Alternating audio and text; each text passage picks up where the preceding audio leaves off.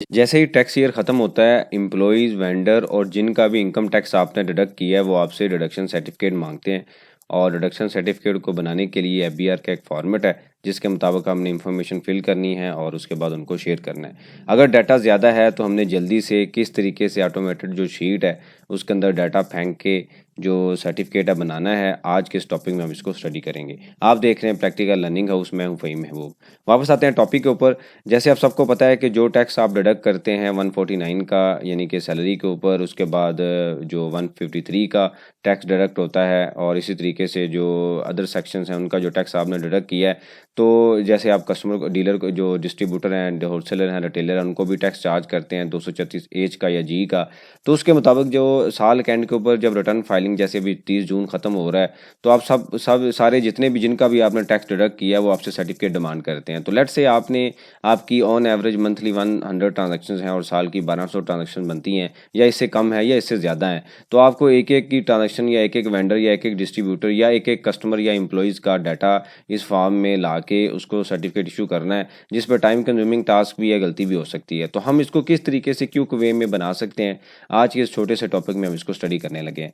तो सबसे पहले ये है कि ये जो फॉर्मेट आपके सामने है, ये एफबीआर की तरफ से एक रिकमेंडेड फॉर्म है जो हमने शेयर करना है, जिसके ऊपर जो सारी चीज़ें हैं, जो यहाँ पे आप देखें तो डेट है, उसके बाद कितनी अमाउंट डिडक्ट हुई है, जो ड्रेस है किन के नाम पे इशू हो रहा है, एनटीएन या सीएनएससी नंबर क्या है, उसके बाद किस पीरियड क्या है, कौन सा सेक्शंस है। इसी तरीके से नीचे उनकी सीपीआर की डिटेल आ रही होगी कि सीपीआर नंबर क्या है, कितनी अमाउंट है, कहाँ पे जमा हुआ है, रेट ऑफ डिपॉजिट क्या है। तो सारी चीज़ें यहाँ पे आपके जो भी डिपार्टमेंट या जो भी कंपनी इशू कर रही है, उनके सिग्नेचर होते हैं। तो इस तरीके से आपने एक एक वेंडर को एक एक सेक्शन का जो सर्टिफिकेट है वो इशू किया जाता है। तो इसको अगर एक एक को बनाएंगे, इन्फॉर्मेशन को फिल करेंगे, ऑब्वियसली इसमें टाइम तो लगेगा। तो लेकिन इस शीट के अंदर इस तरीके से डिज़ाइन की गई है कि सिर्फ नाम की जगह पे फार्मूला नहीं है, बाकी सारी शीट्स पे फार्मूले लगे हुए हैं। जैसे यहाँ पे फार्मूला है, इसी तरीके से यहाँ पे भी फार्मूले लगाए हुए हैं, काफ़ी डिटेल फार्मूला लगा के इसको बनाया गया है। तो इसको किस तरीके से हमने यूज़ करना है, अभी हम इसको स्टडी कर लेते हैं। तो सबसे पहले आपने क्या करना है, इसी से रिलेटेड एक अटैच शीट है जो कि डिटेल शीट के नाम पे है। तो यहाँ पे यहाँ पे आपने ये करना है कि जो विदहोल्डिंग स्टेटमेंट हम फाइल करते हैं क्वार्टरली बेसिस पे, उसके बाद एनुअल बेसिस पे, तो सारी जो इन्फॉर्मेशन है वो आपने यहाँ पे फिट करनी है। मतलब ये है कि यहाँ पे एक कॉलम आ रहा है, नेम है, उसके बाद सीपीआर नंबर आ रहा है, सीएनसी नंबर आ रहा है, बैंक नेम आ रहा है, इसी तरीके से इनकम टैक्स है, डेट ऑफ डिपॉजिट है, एनटीएन है, ये सारी चीज़ें आ रही हैं। आपने क्या करना है, यहाँ पे उसका जो डिटेल है, सारी चीज़ें आ रही हैं, तो आपने क्या करना है, यहाँ पे उनकी जो डिटेल है, नेम है, पीरियड है, सारी चीज़ें इस शीट के मुताबिक यहाँ पे मैंशन कर देनी है। अब उसके बाद क्या होगा, जब ये शीट आपकी रेडी होगी, ये याद रखें, ये वही शीट, ये वही डाटा होगा जो विदहोल्डिंग स्टेटमेंट हमने फाइल किया हुआ है, वहीं से उठा के हम यहाँ पे पेस्ट करेंगे। उसके बाद लेट्स से आपसे, आपके पास कोई एक एम्प्लॉई आता है मिस्टर इमरान के नाम पे, वो आपको कहते हैं कि मुझे सर्टिफिकेट दें, तो आपने वहाँ से नाम कॉपी करना है और यहाँ पे ला के पेस्ट करने, और सारी इन्फॉर्मेशन वो खुद ब खुद उठाएगा, और उसके बाद ये आपका जो फॉर्म है वो रेडी करेगा। इसके बाद आपने इसका प्रिंट देना है, साइन करने हैं, और उनको आप दे दें कि ये आपका डॉक्यूमेंट रेडी है।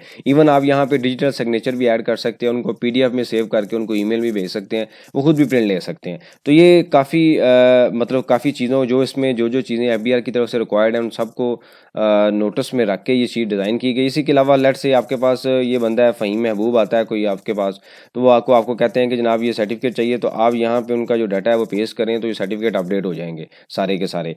तो यहाँ पे इस तरीके से लेट्स से आपने कोई डाटा ऐड करना है, जैसे रो नंबर 34 तक सीपीआर आ रहा है, तो कोई नई ट्रांजैक्शन है तो हम यहाँ पे वो भी देख लेते हैं कि वो कैसे ऐड होगी। तो आपने ये सारी रो को कॉपी किया और यहाँ पे इसको पेस्ट कर दिया, यानी कि जो नई ट्रांजैक्शन है वो आपने इस तरीके से पेस्ट करनी है।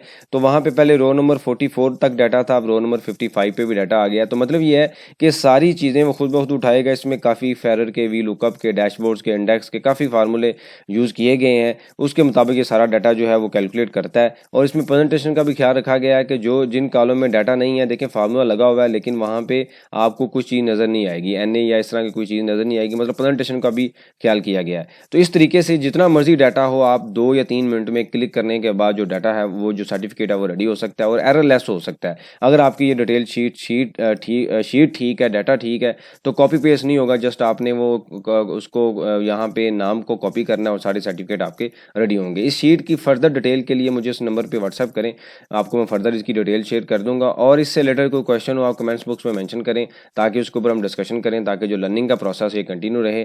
थैंक यू वेरी मच, जज़ाकल्लाह।